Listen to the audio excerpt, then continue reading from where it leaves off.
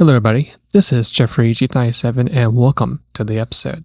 In this episode, I'm going to be using the classic Lancia Delta Gr.B rally car at Tokyo600. So in this episode, I'll be showcasing a very quick and simple build setup for this car, and then after that, we'll be showcasing the race. So hopefully, this tune right here will in fact help you a lot in Tokyo600, and if for some reason does not, then I would really recommend saving this car for Le Mans, because this car felt good, has a lot of horsepower. Even if you do nerf the horsepower, there's a good bit of horsepower you can add to the car.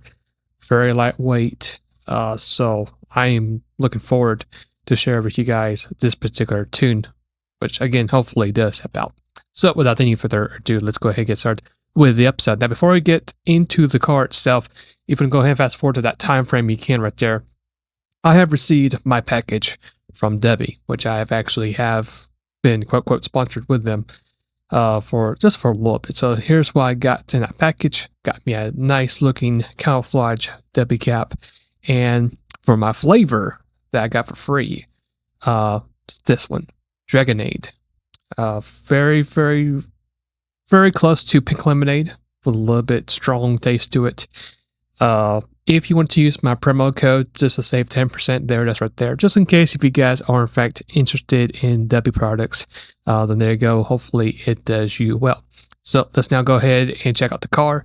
You can find this car at the Lancia car dealership. Make sure you do grab it as soon as you can, because it's right now under limited stock. Once it actually is out of limited stock, it'll be officially sold out, and unfortunately you have to wait for a period of time before the car actually does ship back up into the game. As you can see, it is a little bit past the 600 criteria, but there is one thing we can do that can really nerf it down, that would easily make it back into Tokyo criteria, but we'll have to do some special tuning in order for it to be eligible for Tokyo Expressway 600. So very affordable as well, so make sure you just get enough credits just for the car itself and also for the parts, and it should be relatively pretty easy for this particular car.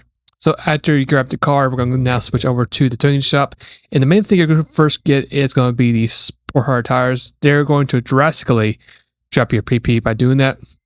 You can go ahead and get this power restrictor, get this only from the Club Sports section. You'll need this. After that, the other part you'll need is going to be the medium RPM turbocharger with fully customized LSD and of course a fully customized manual transmission, and that's going to be pretty much it for the parts you'll need for this car. So let's now go ahead and switch over to the setup. Sport hard tires, there's the suspension, there's the torque vectoring differential, which I forgot to mention or share, but you'll need that too, with the fully customized differential. Downforce, make sure you copycat the downforce, the power restrictor, and of course the ECU level as well. Fully customized transmission at 370 kilometers. 360 or 370, both of those work nicely for this car, but I think 370 might be a little bit better because you actually do have a little bit better chance to save fuel than you would if you had set to 360 kilometers. So after you get that all together for this car for the first part of the list, let's now take a look at the second part of the list. As you see there, it is right there. As you can see there, the only thing to have here is going to be the medium RPM turbocharger, and of course it's going to be the strong anti-lag system, and that's going to be pretty much it for this tune. And one more side note to finish it all up, for the brake balance, I have the brake balance set to 3 to the rear, and that's going to be pretty much it for this tune.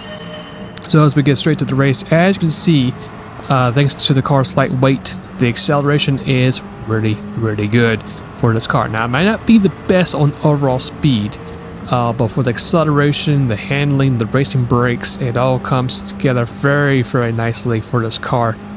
As we make it to the first turn, we're going to be within the top 10 just for a little bit until we actually do get closer to the top 5. And luckily for us, since we got racing brakes, we can actually go deeper into the corner compared to other drivers in this race. As you see there, we were able to really close down on the modern Subaru Impreza driver. We're going to go ahead and try to make a move on it, as we're going to also capitalize the Porsche making an error doing a little bit of a slide.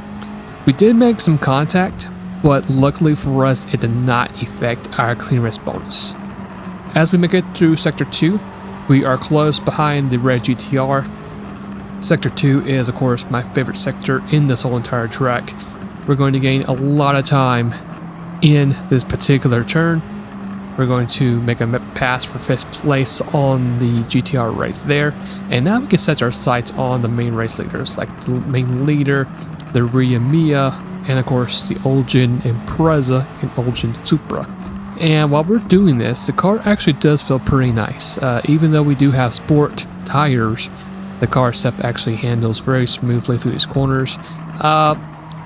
It might be a little bit of understeer depending on how much tire wear you have for the car, but other than that, the car itself seems to be really good on entry, and it just sticks so well throughout the whole entire corner of the track. So as we approach to this very tricky hairpin, you can just see here we're going to send it deep into the corner. We're going to gain a lot of time on that Olgin Impreza. And while we're at it too, we're going to also get a very nice run out of this corner too, because this car also is all-wheel drivetrain. So this car has a really good chance to take this corner very nicely, which it did. And we're going to find ourselves right around 4th place as we get done with the first lap. So not too bad for this run with this car. And we're actually got ourselves enough momentum that we're going to actually get the slipstream from the Olgin Supra, which we're going to allow ourselves to make the move to a podium spot as we exit the tunnel, easily pull off to the left side, and we're going to quickly get right in front of the Supra and set our sights on the top 2 leaders. Now, later in the race, lap 3, we now have set our sights on the race leader, and you can see through these turns we are going to gain so much time around these corners, and just as easily as that, we are going to find ourselves as the race leader. As we approach this left-hand turn, we're going to send it through this corner, force the Honda wide, which actually took a pretty awkward place line, and we're going to go ahead and take the lead right there. Fast forward now to lap number 6. It's going to be a hard lap, which I do recommend you guys watch, and be very careful and just watch the transmission. That's going to be the main key for this hot lap. So I'll see you guys in a little bit.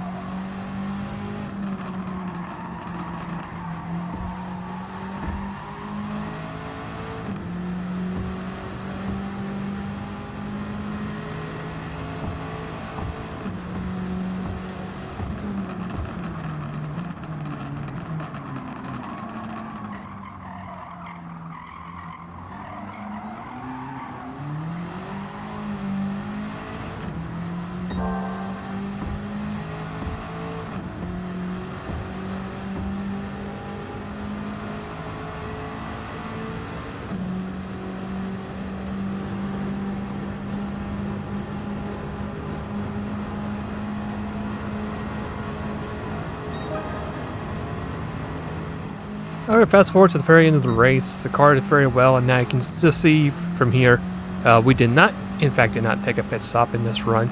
We were able to actually save enough fuel just by early shifting and half shifting with the transmission. So if for some reason you can't do that, you could also map your fuel.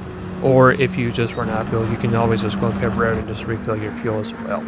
But other than that, for us, we got ourselves a very simple, easy, quick win with this car. It's going to be within below 26 minutes for this run. So if you do have the car in your garage, I would really recommend giving this a shot, just in case if you're still struggling at Tokyo Expressway 600. So for our next episode, I noticed this car is back into the game. It's going to be the Ferrari Testarossa. It's back in the used car dealership. I actually have used this car back in the past a couple of times, and it's been a while since we actually done it. So I thought it would be a probably good opportune time to do a up-to-date build to see what this car can do at Tokyo Expressway 600. If you guys enjoyed the episode, why not go ahead and leave a like? You're more than welcome to share this episode if you know someone personally is still struggling in this race.